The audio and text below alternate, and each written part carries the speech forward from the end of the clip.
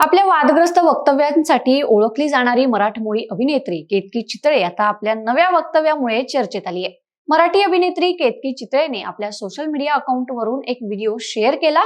या व्हिडिओमध्ये केतकी चितळेनं थेट मराठी भाषेच्या अभिजात दर्जाच्या मागणीवरच प्रश्नचिन्ह उपस्थित केलंय। मराठीला अभिजात दर्जा हवाच कशाला? ही तर निव्वळ इनसिक्युरिटी आहे।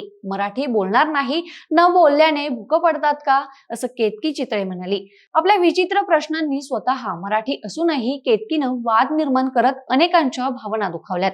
2024 मध्ये क्रायटेरिया काढला, मी त्याच्या विरोधात आहे असं म्हणत केतकी चितळेनं सोशल मीडियावर एक व्हिडिओ शेअर केलाय। केतकीचं म्हणणं आहे की अभिजात भाषेसाठी हाच मुख्य निकष आहे। आपल्या व्हिडिओमध्ये केतकी चितळेनं म्हटलंय की आपण अभिजात दर्जाबद्दल बोलूया। अभिजात हा संस्कृत शब्द आहे। जसं मी सांगितलं की अभिजात म्हणजे स्वतंत्र असायला पाहिजे, दुसऱ्या भाषेवर आधारित नसलं पाहिजे।